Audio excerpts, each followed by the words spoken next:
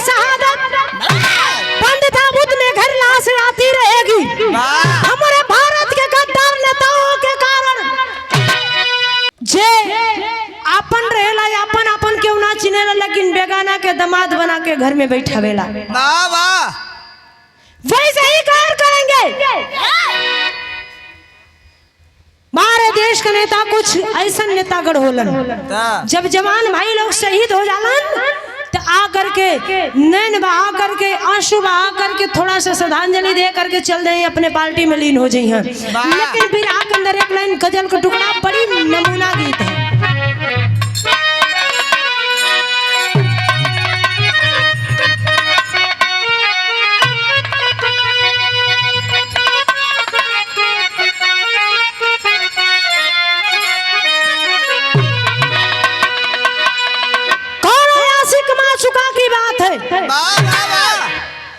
आशिक देहाती और मासूका शहरी। आशिक के मासूका चैलेंज देने हैं कि तुम देहात के ठहरे, हम शहर के ठहरी। हम क्या चीज हूँ आप पहचान लीजिए। बाबू की ओर से 5 रुपया देख सम्मान के बाबू सिर चढ़ों में प्रणाम आशीर्वाद के इशारे।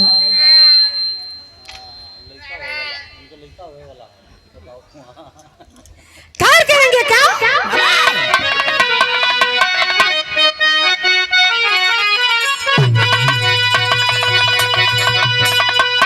कि मैं नाज़ूश न हो,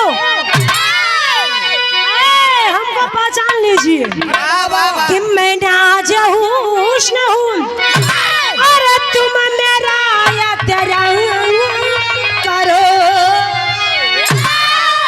कि मैं नाज़ूश न हूँ, अरे तुम मेरा या तेरा करो। जवानी जवानी जवानी नाम है मेरा, मुझे सलाम करो।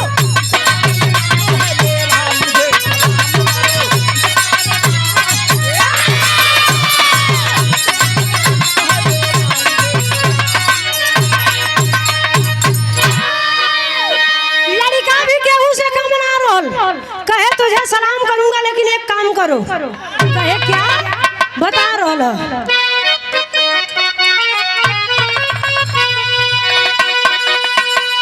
कि मैं तुझे सलाम करूं, अरे मैं तुझे सलाम करूं, अरे तुम मेरा एक काम करो। मैं तुझे सलाम करूं, अरे तुम मेरा एक काम करो। अपनी मस्त जवानी हमारे नाम करो।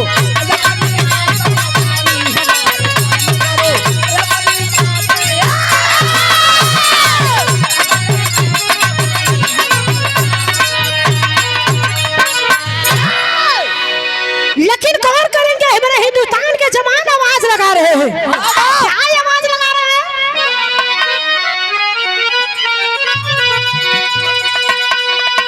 कि चढ़ा दो सूली पर, चढ़ा दो सूली पर, अरे हाथ में जंजीर भले, अरे चढ़ा दो सूली पर, हाथ में जंजीर भले।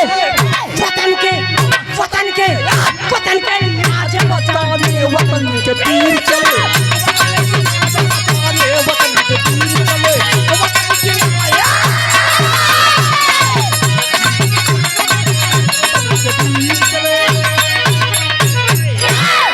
क्या करेंगे?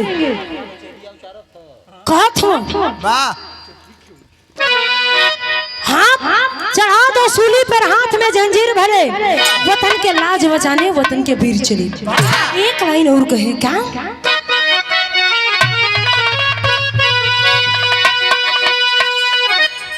कि इसी धरा पर, इसी हिंदुस्तान की धरती, अरे इसी धरा पर ऐसा वीर बोले, इसी धरा पर ऐसा वीर बोले। वतन के वतन के लाज बचाने वतन के तीर चले।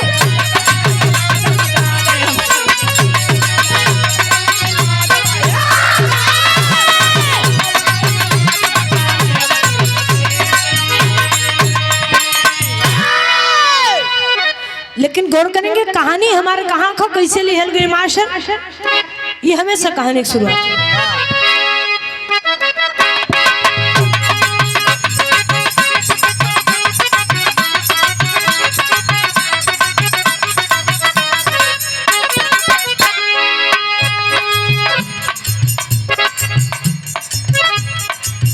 छोटा सा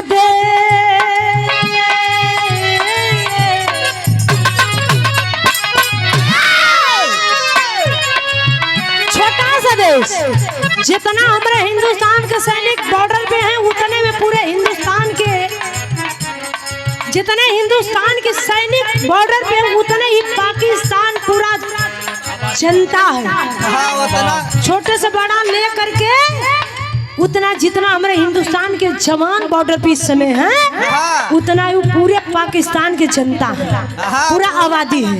लेकिन डब्बा के दूध पीने वाले कभी सीना ना देखा बोलन, पीठ देखा बोलन। लेकिन गौर करेंगे कहानी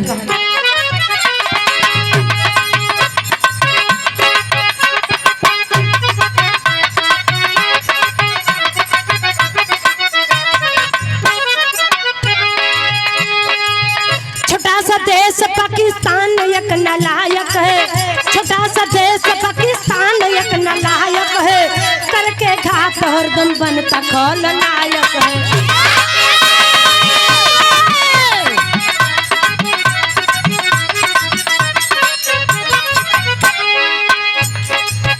दिल में लाखों सपना सजा के जाते हैं, कुछ दिन बाद वीर लाश बनकर आते हैं।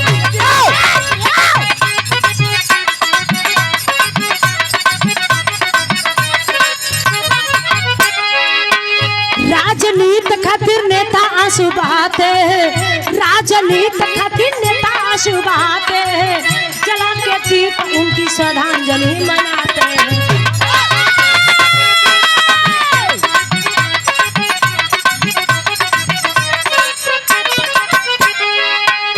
गौर करेंगे छोटा सा देश पाकिस्तान एक नालायक है, क्योंकि हर वक्त हिंदुस्तान इस सोने के चिड़िया पे हमेशा दखल अंदाज करेला।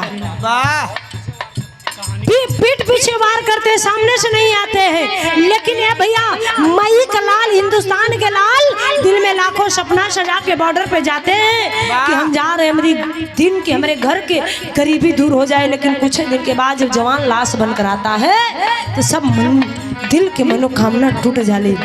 लेकिन नेतागढ़ हुआ थोड़ा सा श्रद्धांजलि देकर अपने पार्टी में लीन हो जाएंगे। लेकिन यहाँ गौर करेंगे कहानी कहाँ की है।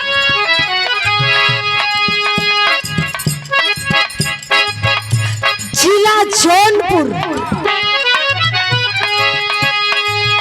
जिला जौनपुर थाना जलालपुर सही, जिला जौनपुर थाना जलालपुर सही, बहादुर गांव विजयपुर का दस्तूर सही।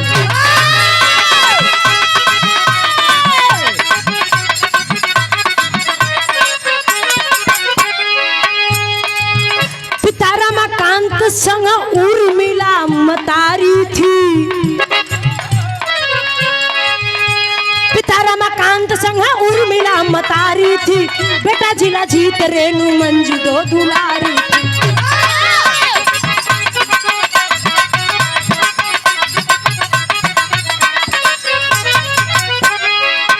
खुशहाली घर में आई नौकरी जपाए है, खुशहाली घर में आई नौकरी जपाए है, मिटे गरीबी दिल में सपना को सजाए है।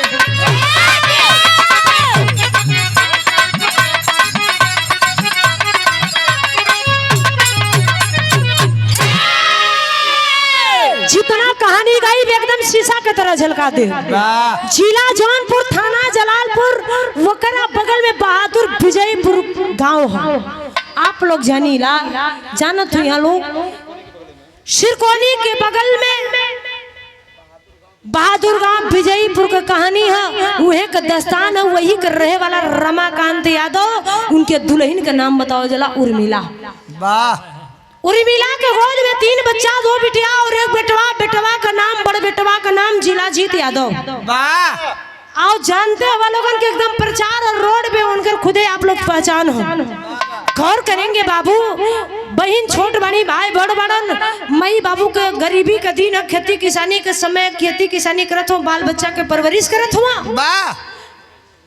पेट भरे के यही रोजगार, लाल धंधा पानी, यही खेती और किसानी, यही से पेट की चिवका चलावत रहना। लेकिन गौर करेंगे बाबू, बेटवा के मन में देश के प्रति भक्ति भाव भजन उनके मन में जागल है, और जागल है तो मेहनत करे लगला। 4 बजे भोरवे उठ के दौड़े धूपे लगलन, और जब दौड़े धूपे लगलन, ए बाबू समय देखिए,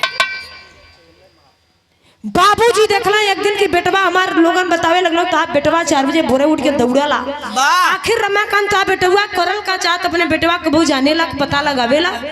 एक दिन बाबू जिद करके दरवाजा पे बैठ गए, और बैठ के बेटवा के इंतजार करे लगल कि लाल हमारे हैं। ऐना ये बाबू जवान कंधा पे ले करके गमछा और टांग करके जवान धूमत करके चले आ रहा है। मंच पे पानी दे दीजिएगा भैया। कौन करेंगे? आए भैया, जब जवान देखले है बाबूजी के मन में डर पैदा हो गई, लेकिन बाबूजी समझा करके पूछ रहे हैं कि आखिर भैल का बेटा कहाँ जाता रहा रोज रोज? बताऊ ना जिलाजीत के बाबू, मन में हमके देश भारत माता का सेवा करे का फौजी जवान बने के हम। बाबू रोवे लगन, कल एक गरीबे के पास उतना पैसा ना होला, रुपया पैसा के पाले के पास नौकरी मिलेला। बाबा आए बाबू, लेकिन बाबूजी अपने बेटवा के हौसला बढ़ावे बदे सेवा में बेटवा के लग गलन। लड़का भी अपन हौसला कहल कि कर्तव्य करते रहिए, फल का चिंता मत करिएगा। हो नहार बीरवन के होत चिकने पार। कर करेंगे हो नहार जा रही होकर खुदे परछाई समझ में आ जाला। ए भैया, धीरे धीरे समय बीतल, समय आयल सन 2014। सन 2014 में भर्ती आयल, पेपर दिला, फॉर्म भरला, नौकरी बहाल। और जब नौकरी बहाल हो गई, जवान ड्यूटी पे गल, वर्दी चढ़ा के दोबारा जब गई तो घर में तिल कहरू दौड़े लगल। और जब घर में तिल कहरू दौड़े लगल, बाबू 2-4-10 रिश्ता फेर दिलन, लेकिन रिश्ता एक खेलन करे नहीं, लड़कवा का शादी कर दा। बबुआ सोचना घर में 2 लड़की से आन है, इन्हन के देखी बुढ़िया हमार खाना बनावत बनावत थक जाले, तो बेटवा का शादी तय कैल कहाँ? बनारस शहर इंदरपुर गांव में शादी तय कैले हम। ए बाबू बाबतपुर रामेश्वर के बगल में कॉल करेंगे, शादी कैले हम। और इधर से धीरे धीरे दिन आ गई ला, शादी बारात सज करके विजयपुर बनारस के लिए जाता, जैसन भाव वैसे ही गीत।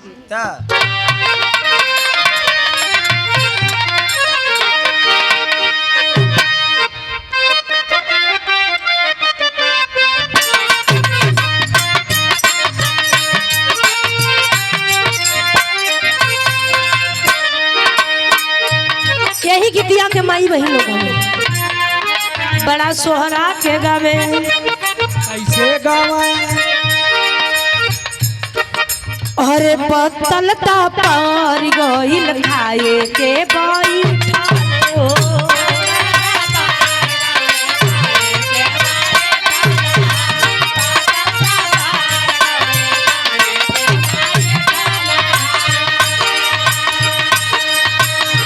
पतलता पार गइल खाए के बाई खले हो, कटार के दिन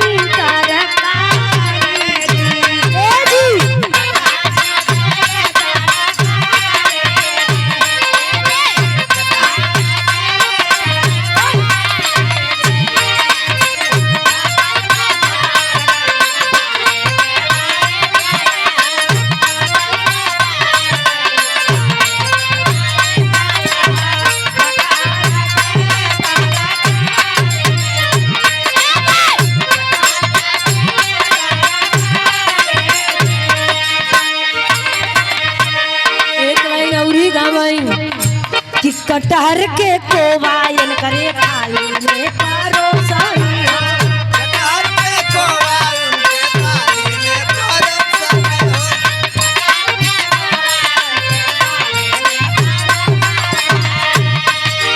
ए मुराद माई बहन लोग कहाँ कटहर के कोवायन के थाली में परोसनी हो।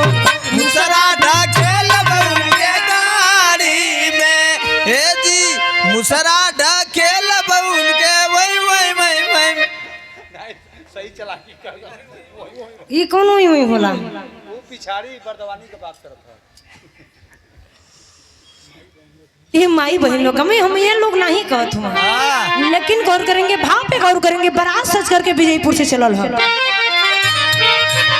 मैं यो गावे परदेशी मरद के मेहरा रुके करे दहिया में दौरत बाटे बहरा में मारत हो। तुम लोग मत गई हम गावते हैं। अरे दहिया में दौरत बाटे बहरा में मारत हो केकरा से गोड़ दबाई जी। राहुल से लेकिन भाव पे गौर करेंगे। नहीं गावत रहलू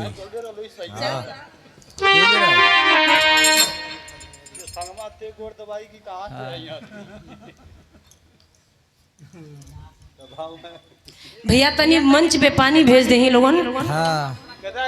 आप लोग गर्मी इतना तेज पड़ा था।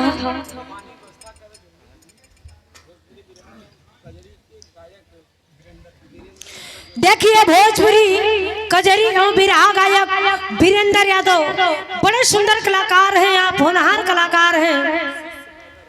शिष्य हैदर अली गुरुजी के आप शिष्य हैं। देखिए 101 रुपए दे करके सम्मान किए हैं। चढ़ो में प्रणाम, आशीर्वाद की चारी ऐसे नाम करिए, तरक्की करिएगा। माँ बीड़ा वाली से यही आराधना विनती है कि मदारी आपके कला में स्वर्ग में 4 चांद लगावे और साथ में सुंदर पुष्पहार देकर के सम्मान किए। भैया तनी सब पानी भेजवा दिया, बार बार कहो। 2 बाटल नहीं 5-6 बाटल कम से कम यहाँ मंच पे पानी रख दा लोगन। अब लोगन ने इतना तेजी से बोलत हुआ, लोगन अभी ना कहत हुआ कि यहाँ गर्मी में लोगन काम करत हुआ, तब पनियो प्यास वास लगी कि जे यहाँ लोग ढो ढो के पानी जाए ध्यान दा। लेकिन गौर करेंगे, भाव पे गौर करेंगे। बारात सच के पहुंचल बनारस शहर का भइल का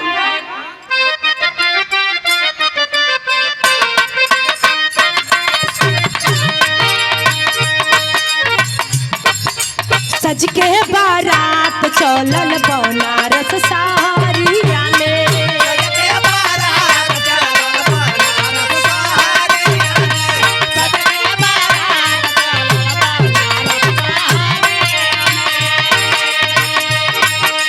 सज के बारात चलल बनारस सारिया में। इंदरपुर गौआ गावे गारी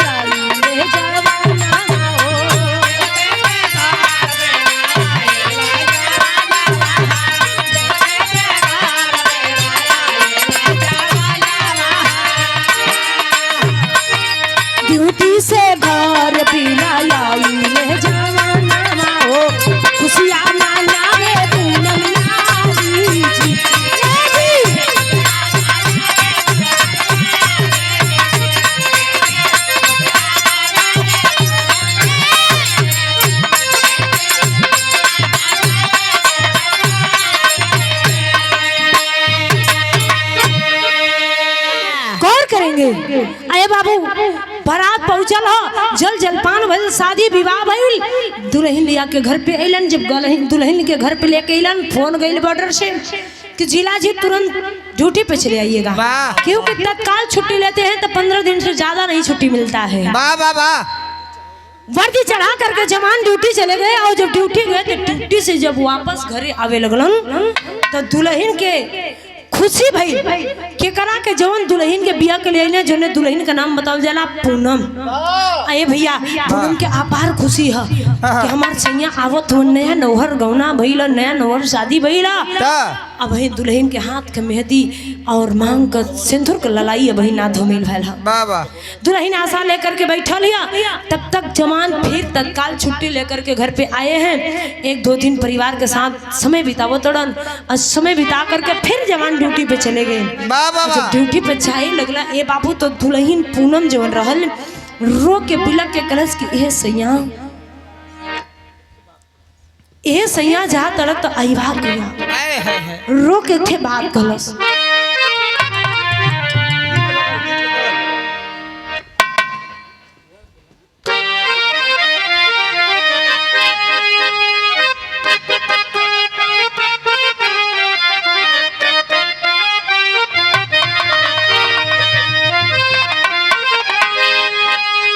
माई बहनों का में क्या रे गंगा माई के ऊंची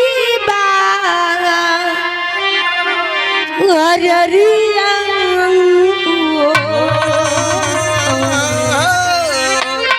अरे गंगा माई के ऊंची अरिया, जहाँ बैठी बागवा। लेकिन दुल्हन रो रहल है बाबू, रो के वो मिलिट्री जवान से पूछ रहल है कि अरे या घर बोला कहीं हो,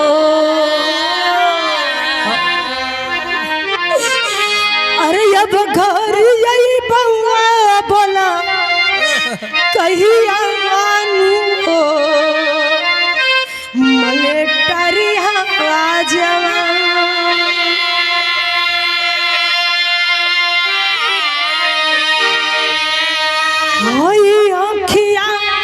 बेचा के ताक रही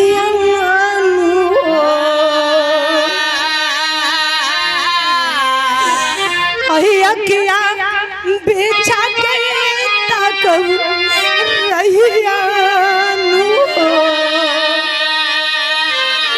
मिलिट्री जवान।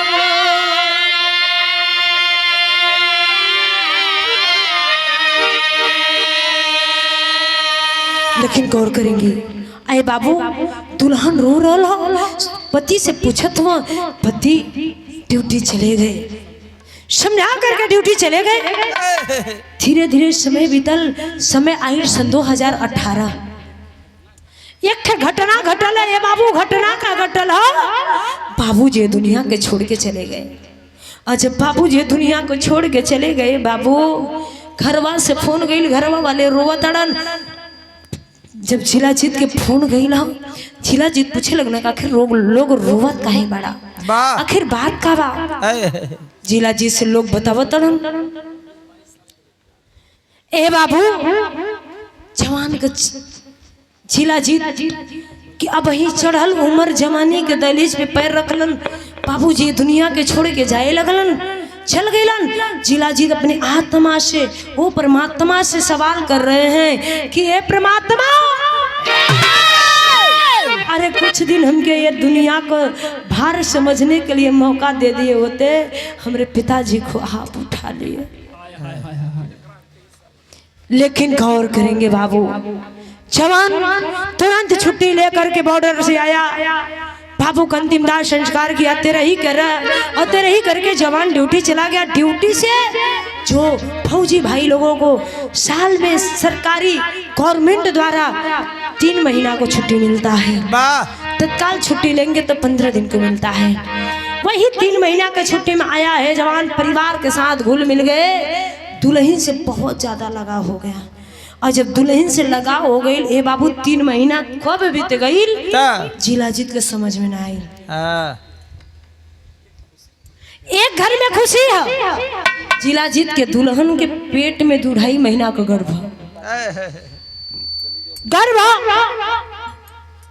जिला जीत के दुल्हन एक बले खुशी एक बले जिला जीत बैग वैग सजा कर जैसे ही बाहर लेके निकलत हूँ रोवत था। दुल्हन के समझावत हूँ कि एक बहन और माई के लेके 2 बहन और 1 माई के लेकर के बितावा हम आवत ही बहन का शादी पड़ल है, शादी विवाह कर दे बहन अपने ससुराल चल जाइए तो माई के लेके अपन जिंदगी बितैया अपन ध्यान रखिया। आए बाबू जवान समझावत था लेकिन दुल्हन रोवत था, डांट करके जवान समझा रहा है से हमार लोहा पे चढ़ गई, बड़ी मिजाजी गीत है का।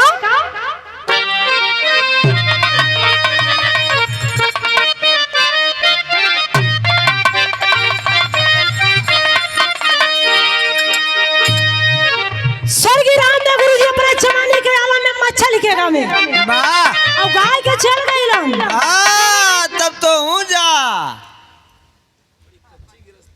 कहाँ जा थोड़ी भाई। अरे घरे तू आ रहे आओ। अरे सही कहला भैया, अनएमसी के ऊपर भेजा तो हमारी बड़ी कच्ची गृहस्थी है, हमारे के संभारी गाँव में कैसे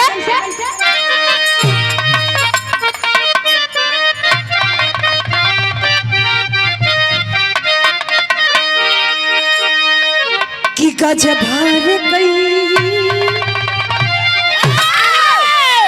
लेडी से भी रहा हो खई तब कहूं कि गज भार कई। पहली बात तो स्वर्गीय रामदेव गुरु जी कोनो लेडीसन से बिरहा न गावे के तैयार हो खई, लेकिन अचानक अगर पब्लिक रख दे तब गावे। बम्बई में गाए रहनी गीत के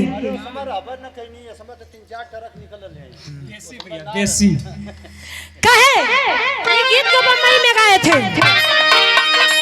कि गज भार कई गुजारिया गजब कर हो।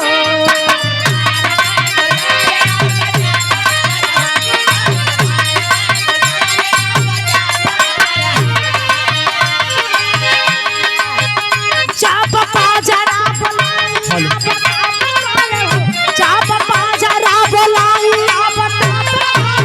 कि गजब गुजारिया गजब।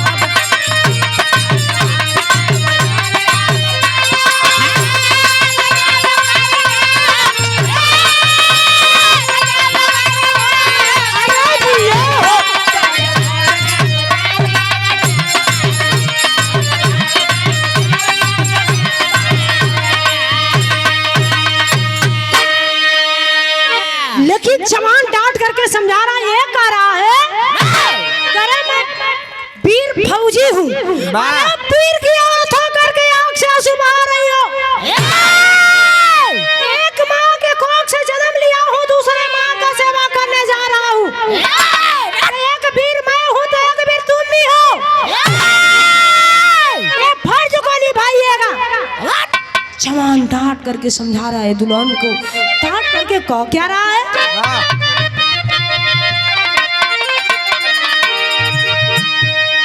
कि वीर फौजी वीर फौजी हान साजना तोहार दोलिया।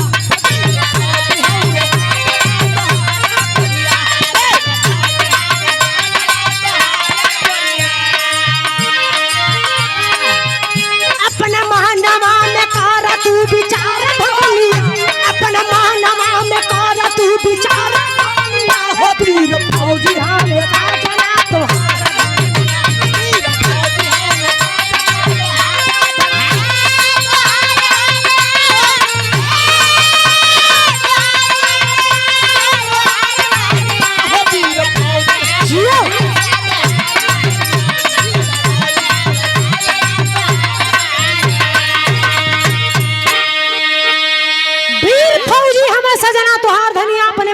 करत तू विचार धनिया। एक वीर की औरत होकर के आंख से आंसू बहा रही हो शोभा नहीं देता है। और करेंगे एक लाइन और कहेंगे तुहार भरना ये देश के हई हो का कहे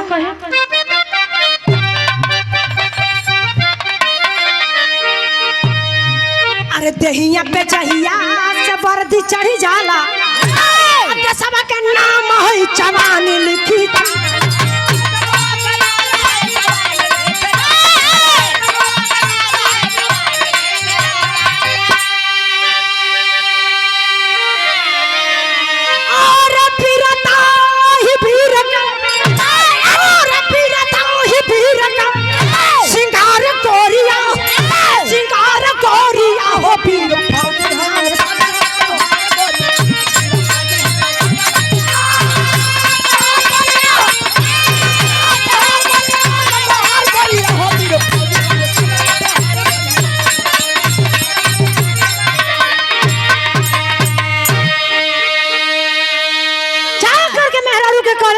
कहे कि पूनम अरे तहिया पे जहिया से वर्दी चढ़ जाला देशवा का नाम है जवानी लिख जाला हाई वीरता ही वीर का श्रृंगार वरिया। हम अगर जवान अगर हम जिये तनी तो वीर की औरत कही मर जाए तो वो वीर की औरत कही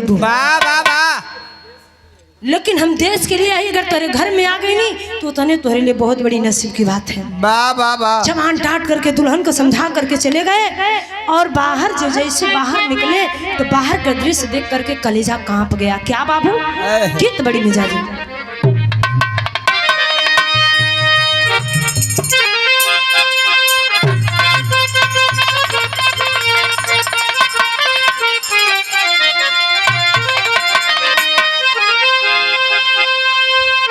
स्वर्गीय रामदेव गुरु जी अपने जवानी के आलम में गाँव गाँव में बड़ी मिजाज जब स्वर्गीय रामदेव गुरु जी का बुल्लू गुरु जी के सामने सामने मन चला गया तब गावे पहले बुल्लू गुरु जी कहाँ उठाए तब कहाँ कैसे गावे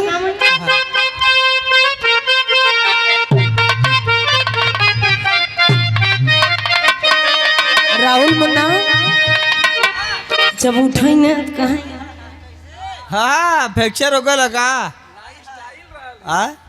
कहाँ की अरे लहा गई कहाँ कहाँ बच्चा रामदेव कहाँ कहाँ कहूँ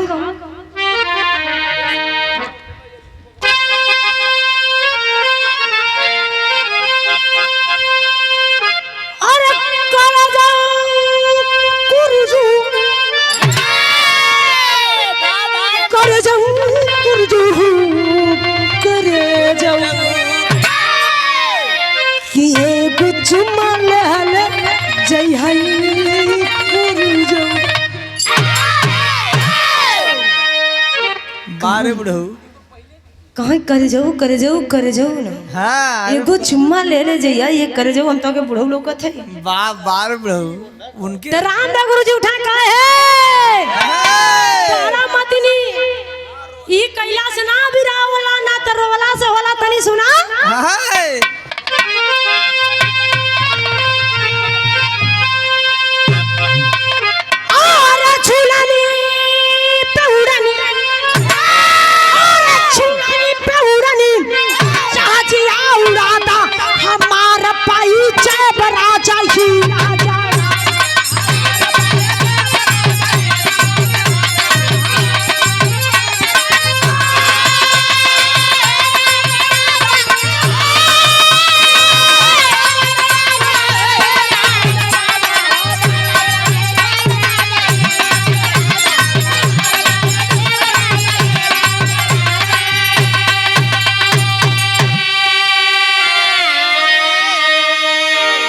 पुरानी जहाजिया उड़ादा हमार पाइजेब राजा हीरा जरादा मेहरारू कहे पहले के मेहरारू कहे लेकिन गौर करेंगे अपने भाव पर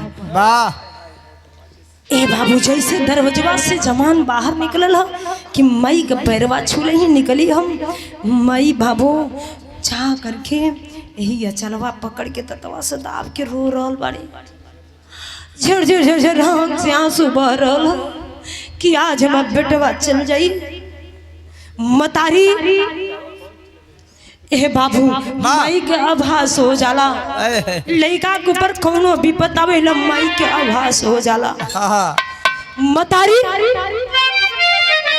सोच में डूबल बानी रोवत नहीं तब तक जिला जी सामने पहुंचल हो अच्छा पहुंचल हो तब बाबू माई का दृश्य देख करके हम कलेजवा तब कांप गई धरती पैरवा तर से जमीन घसक गई हो सिर्फ मई का रूप देख करके जैसे गंगा जमुना का धार बहे मई के आंसू बह रहा बाबा मतारी देखले बड़ी बेटवा के जब देखले बड़ी तो चाह के धधा के कलेजवा से लगा के ठीक बात करे है का कहे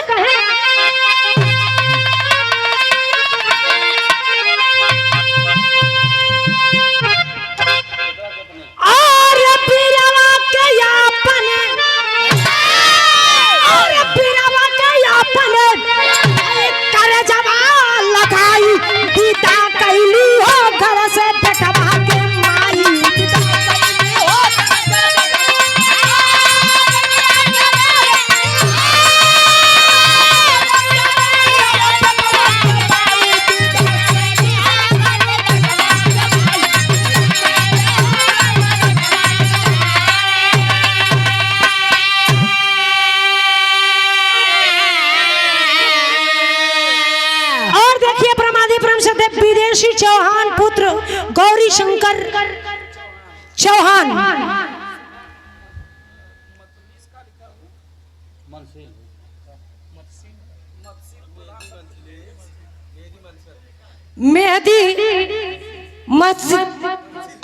मेहदी मंसित प्रधान प्रत्याशी हैं, प्रधान पद के प्रत्याशी हैं। देखिए 201 रुपए देकर के सम्मान के जड़ों में प्रणाम, आशीर्वाद के जारी, सकल पंच के प्रणाम। हम बच्चे कला में कामयाब रहे, भगवान करे बाबा विश्वनाथ का आशीर्वाद लगे कि सर पे ताज बने। घर करेंगे अपने करे जबान लगाई बिना कैली हो घर से बेटवा के माई।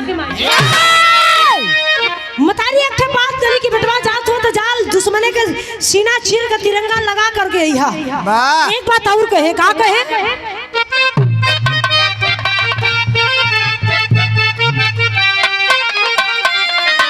माई का सबसे बड़ी कसम, अरे कसम धरावे माई पीठना खोई हो, तू धवा के करे जब बेटा हमारे चुकई हो।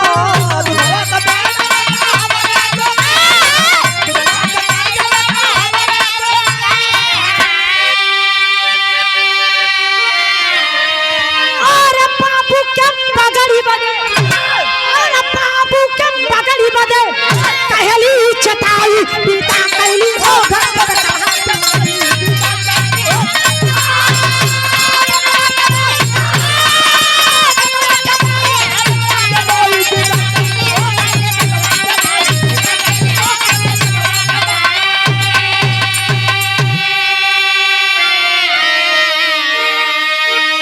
कसम धरावे माई पीठ ना देखैया, दूधवा के कर्जा बेटा हमरे चुकैया। बापू वही मुआ बाप के पगड़ी का कसम है, जो बाप तुमको से पाल कितना बड़ा किया है। माँ के दूध का कर्जा चुका देना, पीठ में गोली नहीं सीना में गोली खा के आ जाओगे। वीर फौजी की मतारी कहूंगी, अगर पीठ में गोली खा करके आ जाओगे तो मैं जियत जियत मर जाऊंगी।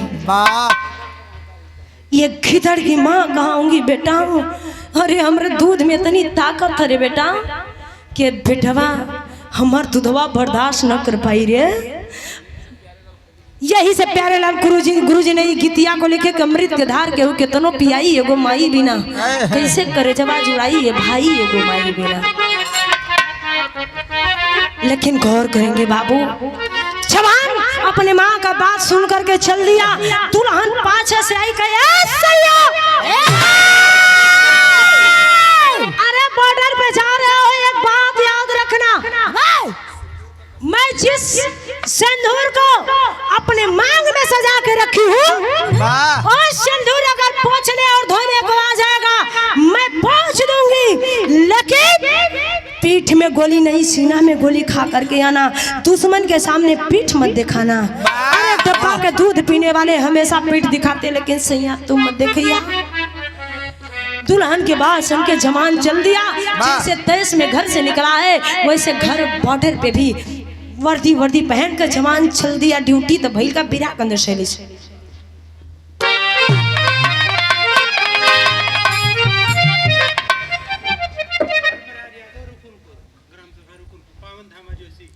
देखिए धर्मराज यादव ग्राम रुकुनपुरा पावन धामा जोशी। देखिए वीर भाव बड़े भैया बड़े बाबूजी की ओर से 100 रुपए देके सम्मान के चढ़ों में प्रणाम आशीर्वाद की जारी। गौर करेंगे वीरन का पहचान हो, ये ना होला आजकल का तो ऐसा वीर हुआ कि अपने आगे शेर बनी। हाँ, जब शेर के आगे शेर बने कोई तो गीदड़ बन जी है। लेकिन गौर करेंगे बिहार के अंदर शैली से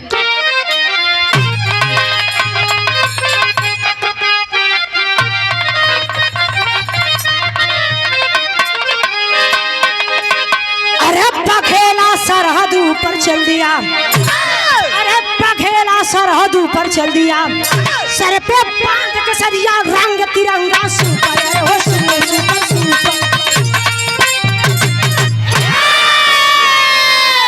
बघेला सरहद ऊपर चल दिया, सर पे बांध के सरिया रंग तिरंगा सुपर हो, बघेला सरहद ऊपर चल दिया।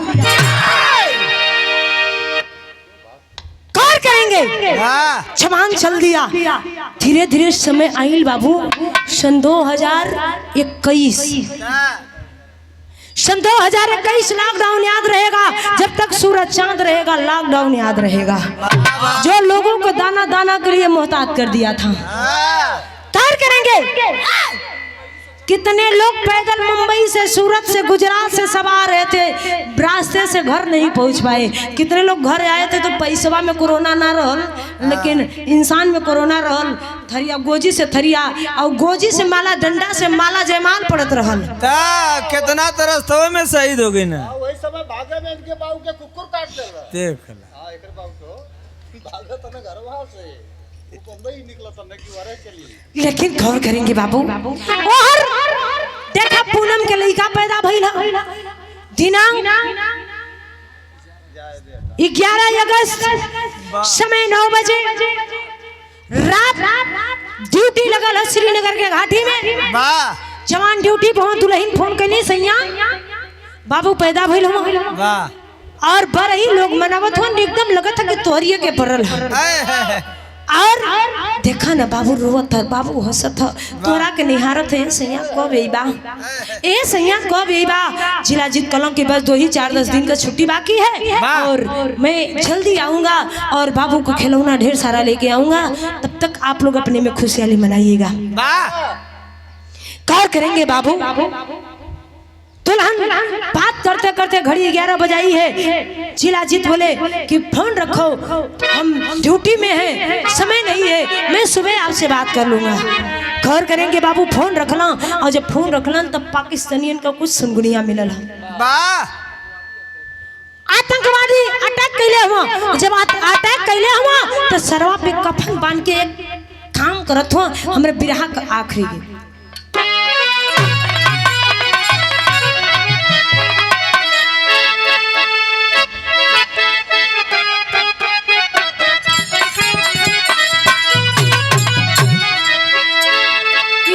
चौलर कजरी है, यही चौलरिया मिर्जापुर खाटी है। ये मिर्जापुर खाटी है। मिर्जापुरी कजरी है। गाँव में कैसे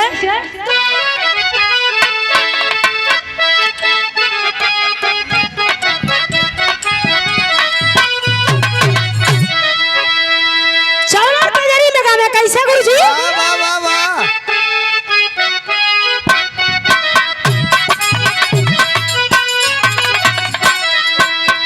देखा हम कजरी ना गईला, लेकिन हम थोड़ा सा लागे चलते हैं। ये तो ठीक है। अरे बारिया बारिया बारिया ना बारिया उमारा कमरा लचकनिया गल्ला खींचन हुर के पनिया गर के झूला झूलनिया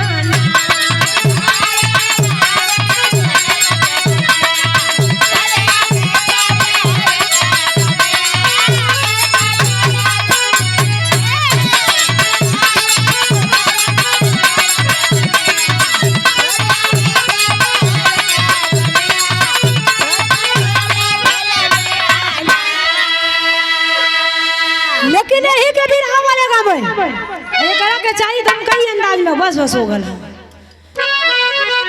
लेकिन गौर करेंगे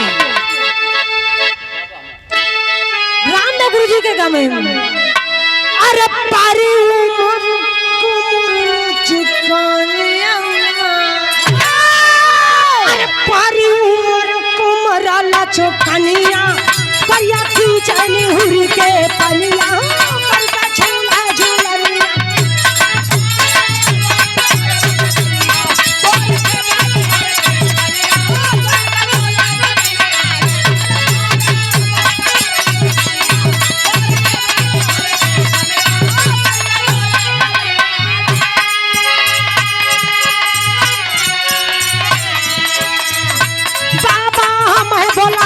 पानी से बहाना हो सजनवा कैसे जाए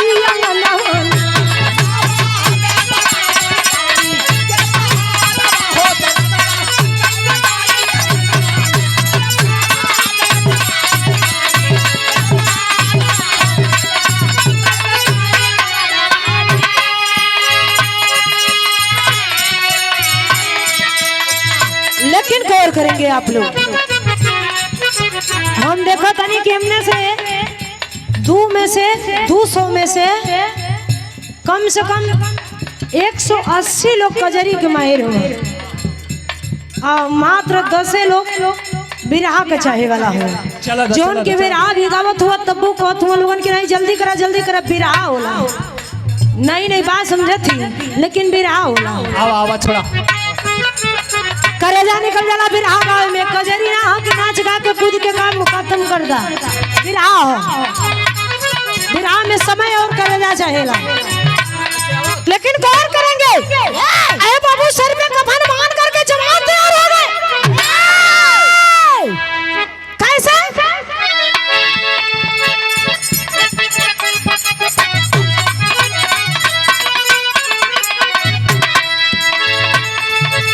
अरे रामा रामाय रे मोरी राम,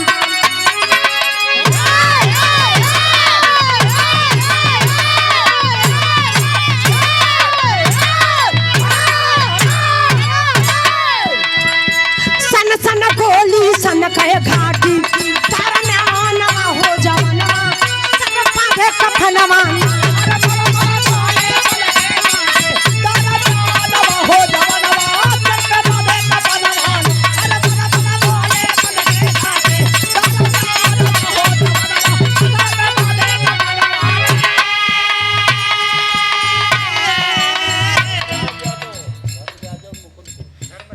धर्मराज यादव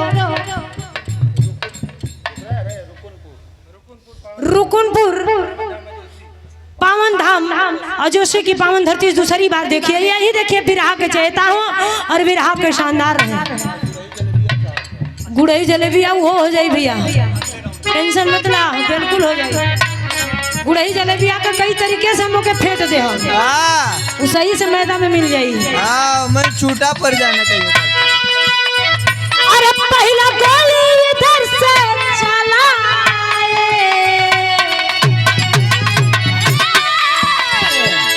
सनकत गोली उधर से आई, फिर गिरले पछाड़ा खाई, छल किया है सीना पापी, छल किया है सीना पापी। जय माना हो जाना पाए कफना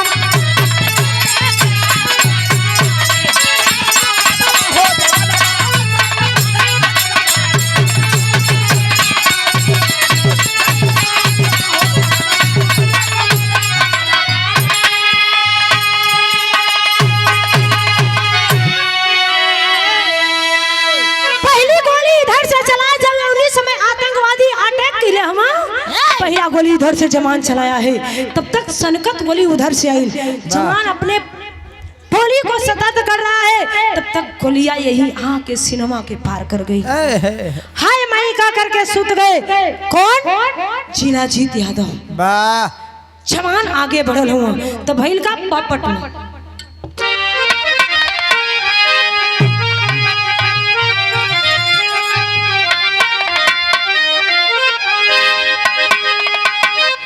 अरे खेले बहादुर आज खूना की होली गोली लागल बा। अरे खेले बहादुर आज खूना की होली गोली लागल बा। अब बंद हो गई बंदे मातरम बोली गोली लागल बा।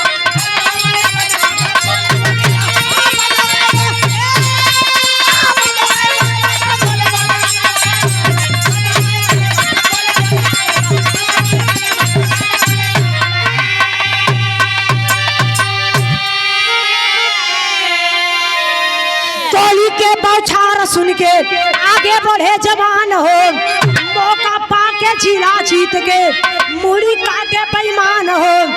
अरे शौक में डूबल बा आज फौजिन के टोली गोली लागल बा। अरे शौक में डूबल बा आज फौजिन के टोली गोली लागल बा। बंद हो गई बंदे मातरम गोली गोली लागल बा। देखिए प्रमादी परम से दे इस भाव को समझते हुए आदरणीय परम पूज्य परम सम्मानित इस कार्यक्रम के आयोजक हर कलाकारों के भगवान आप प्रमादनी हमारे बड़े भैया समाज सेवक, समाज के लिए जीना और समाज के लिए मरना। राज बहादुर यादव बड़े भैया प्रधान पद के प्रत्याशी हैं आप इस ग्राम सभा से। भगवान करे आप आगे बढ़िए, बाबा विश्वनाथ का आशीर्वाद लगे और परमपिता परमेश्वर अरगन स्वामी महाराज का आशीर्वाद लगे कि आप आगे बढ़िएगा। सर पे आपके ताज बंद है, लेकिन बढ़िया गौर करेंगे। अरे बाबू खेले बहादुर आज खुल की होली गोली लागल बा, बंद हो गई वंदे मातरम गोली बोली लागल बा। गोली के बौछार सुन के आगे बढ़े जवान हो। जौने समय जब जवान के सतत कर रहे हो तो तक जब गोलियां लगल हसीनवा हाय माई के सुध गइलन, धरतिया पे गिरल वड़न। ए बाबू जिला जीत यादव जवान सारे चले गए आगे, आगे चले गए। यही से कौन है पानी पड़े चाहे पत्थरवा पहरू पहरा पे खड़ा। माननीय प्यारेलाल गुरु जी ने लिखे इस गीत को। पानी पड़े चाहे पत्थरवा पहरू पहरा पे खड़ा, चाहे कुछ भी होके, लेकिन हमारे हिंदुस्तान के यही है कि पीछे उलट के नहीं देखना है।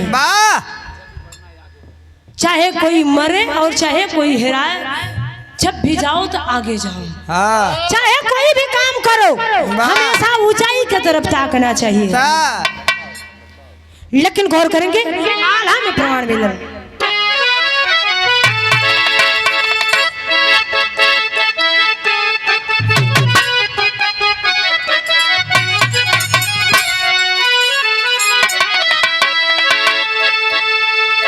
जब गोलियां लगल है ए बाबू, तैयारी बनत ह, बॉर्डर पे लेके आल हम, हेडक्वार्टर पे लेके आल। मई के फोन कैलन कि तहार बेटवा शहीद हो गई है, यार तिरंगा में लपेट के लाश तैयारी करत हो गांव के लिए। और दुल्हन के मतारी फोन कर देनी कि हमरे बहू के घरे पहुंचा दा, हमार बेटवा आवत हुआ।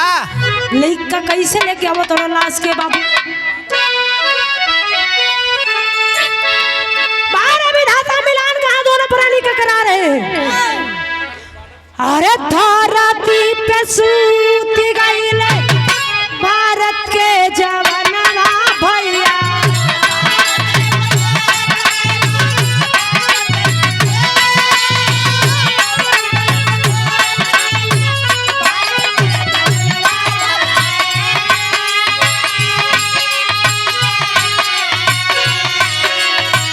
कबहू न उठिया गोदिया के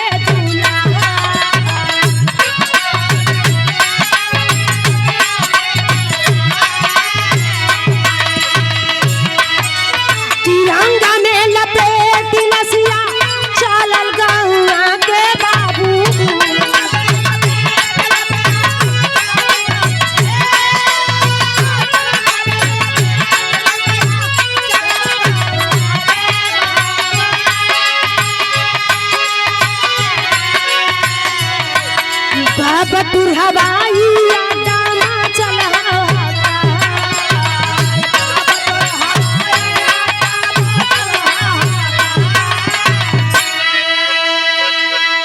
गौर करेंगे धरती पे सुत गए भारत के जवानवा कबहू उठी है अब गोदिया के दुलार। तिरंगा में लपेट लसियत चलल गौवा के बाबतपुर हवाई अड्डा मचल हाहाकार। जिला जीत शहीद हो गए, जिला जीत शहीद हो गए। आए बाबू बाबतपुर हवाई अड्डा आया है लाश, जहाज से उतरल है, बड़ी भीड़ लगल है, लॉकडाउन लगल है, फिर भी जिला जीत यादव के श्रद्धांजलि देने के लिए लोगों का पैर धरने का जगह नहीं है। फिर भी उनके श्रद्धांजलि उनकी बॉडी को लेकर के आए और जैसे ही घर पे पहुंचला ताबूत खुलल है। और जब ताबूत खुलल हम मई हाय लाल करके छतिया पे हथवा रख के रोए लगनी। रो के पूछा ताड़ी शासन प्रशासन से, का पूछले बाड़ी?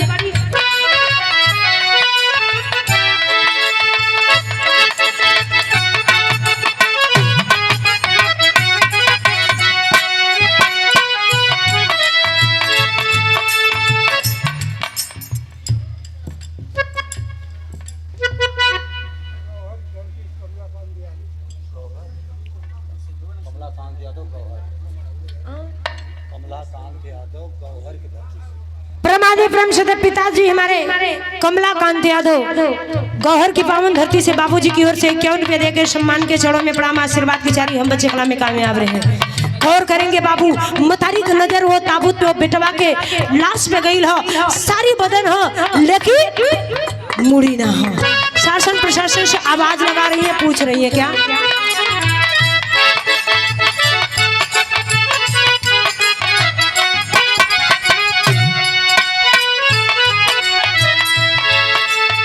मुड़िया कटाल देखली बुढ़िया महतरिया भैया,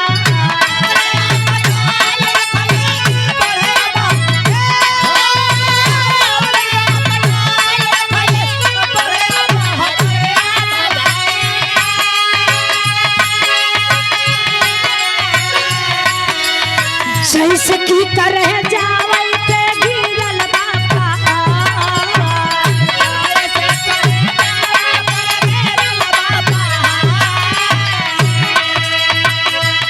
कैसा सरकार बाटे कैसन बा सचनवा भैया,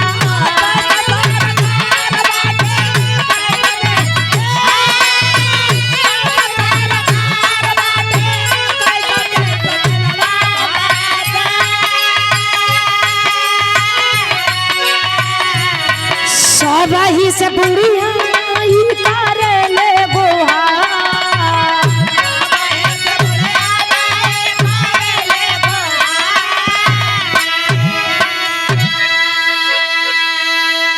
और ये देखिए प्रमादी परम सदे बड़े भैया हमारे राज कपूर पटेल सराय आलम हंडिया प्रयागराज की पावन धरती से 51 रुपया देकर सम्मान के चढ़ो में प्रणाम आशीर्वाद की चाह रहे। इस करोड़ भाव पे देकर के सम्मान के बाबूजी के श्री चढ़ो में प्रणाम। अरविंद यादव काकोरी त्रिलोचन महादेव जलालपुर की पावन धरती से 100 रुपया देकर सम्मान के चढ़ो में प्रणाम आशीर्वाद की चाह रहे। आई जलालपुर का कांड ही गा रहा नहीं भैया का खूब बढ़िया से पता हो। हाँ भैया पता है ना जिला जीत के विषय में, लेकिन गौर करेंगे छिपाया गया सोशल मीडिया द्वारा यह दिखाया गया जिला जीत यादव शहीद हो गए, लेकिन यह नहीं दिखाया गया कि जिला जीत यादव का मूड़ी नहीं है। ए भैया मतारी लगन से शासन प्रशासन के लोग से सवाल करे लगली, केहू के मुंह में जवाब नहीं है, सब नीचे सुपर ना ताकत है। तब तक कोई भिड़िया के चिरत आवाज आई जिला जीत यादव के दुल्हन पूनम, आए बाबू गड़िया सुतरल बड़ी कली हमरे सैया के पहुंचावे इतना जना गइल। आए बाबू नई नौहर दुल्हन पति के देख करके आंख में आंसू आ गई। लोग कलन के जिला जी शहीद हो गए, जिला जी शहीद हो गए। अरे भैया गोद में लड़कियां ले लेन हथवा से छूट गल, पागल बौरही बन करके रोवे लग रही। पूरा परिवार एकदम बिखल गया, पूरा परिवार रो रहा। बहन उधर दुल्हन उधर मतारी बेहोश हो जाए, वो सब बेहोश हो जाए, लगे कि माई के ससवा निकल जाई। लेकिन गौर करेंगे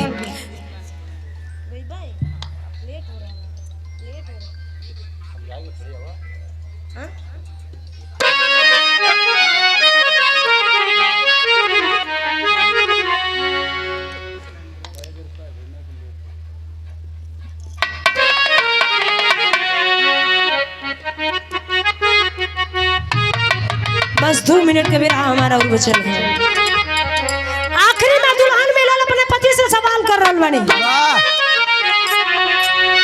रोवेले पूनम मुहवा खोलाए सजनवा,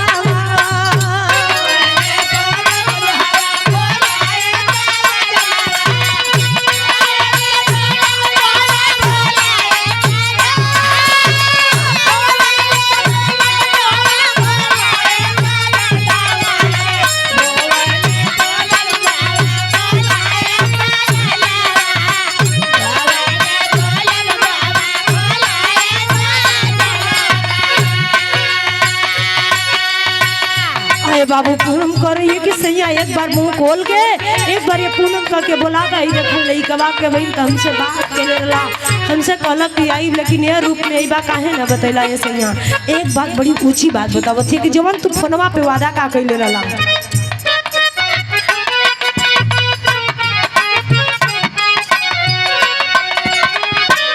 वीडियो कॉल देखले रहला लाल के सूरतिया,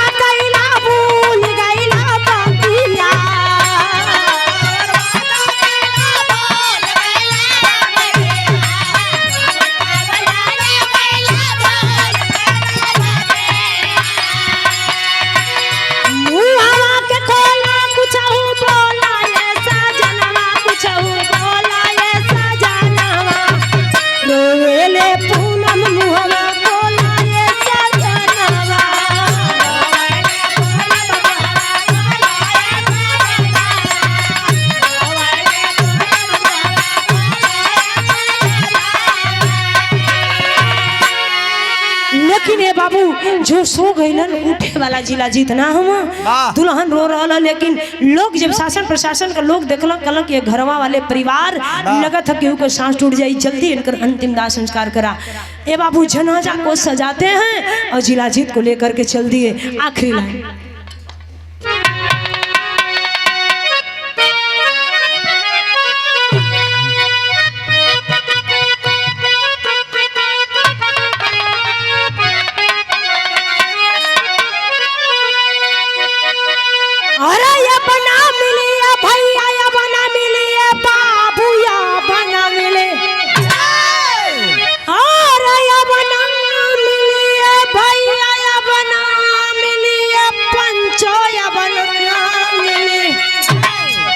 तमुअल बाप मातारी बन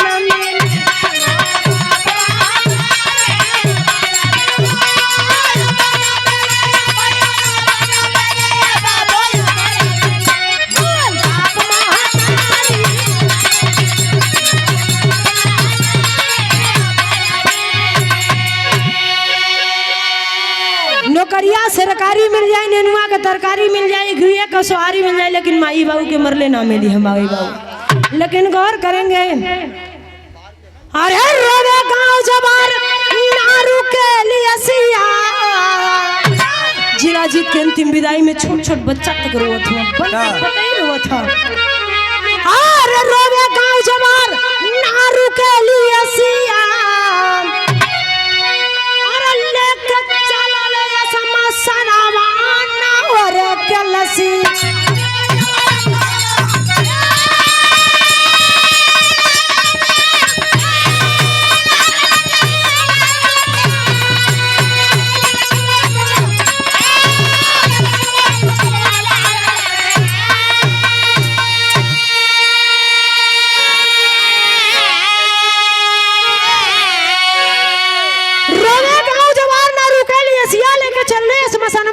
के लसिया सब लोग चल दिए लेकर के। बाबू कुछ लोग माई और दुल्हन बहन को समझा रहे हैं, वो छोटका लड़कवा लेके कर हलवा की है जिला जीत हमें नहीं करे के परवरिश करा, ये तार सुख नैया के तारम तार करी हैं। अरे बाबू खरत कहूँ आला अधिकारी सब ठाके समझावे, लाला अधिकारी शब्द के समझावे और छोटे छोटे बच्चन के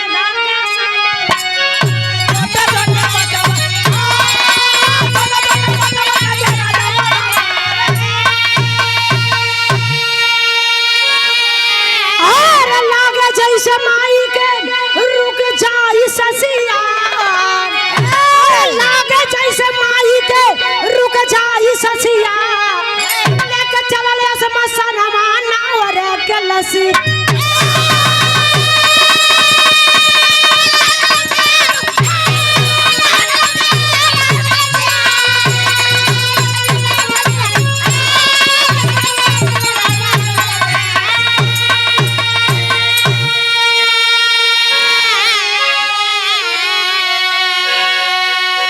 बाबू आला अधिकारी सब समझावत हन माई बहन के कि अब चुप हो जाई, लोग रोई मत।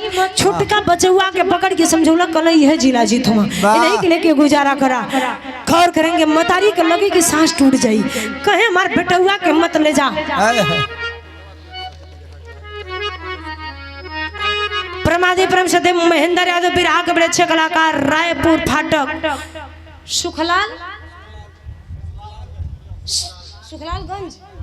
सुखलालगंज की पावन धरती से देखिए 100 रुपया देकर सम्मान किया। गुरुजी के श्री चरणों में प्रणाम आशीर्वाद की चाह रहे हैं। गौर करेंगे बाबू लेकर के अंतिम दाह संस्कार किया। जो पैसा मिला जिला जीत के बहन की शादी हुई, घर द्वार बना और आज जिला जीत के नाम से शहीद जिला जीत यादव स्मृति द्वार जलालपुर गेट बना है।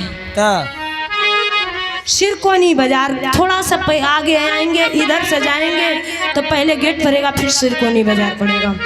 गौर करेंगे आखिरी लाइन गुरु बिहारी गुरु गणेश गुरु रामलाल की मां।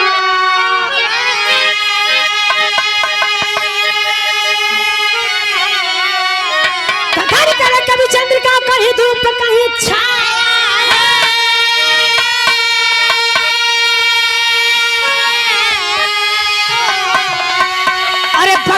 सरहद ऊपर चल दिया। तो कविता कवि रमेश के रथिया पे बम भोला बगेला सरहद ऊपर चल दिया।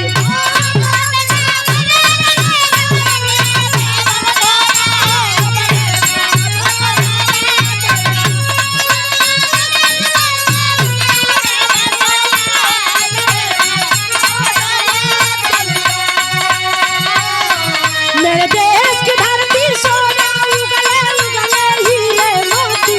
मेरे देश की धरती, मेरे देश की बेटी बहन कमर में सीमा पे हो लड़की। मेरे देश की बेटी, मेरे देश की बेटी बहन कमर में सीमा पे हो लड़की। मेरे देश की बेटी।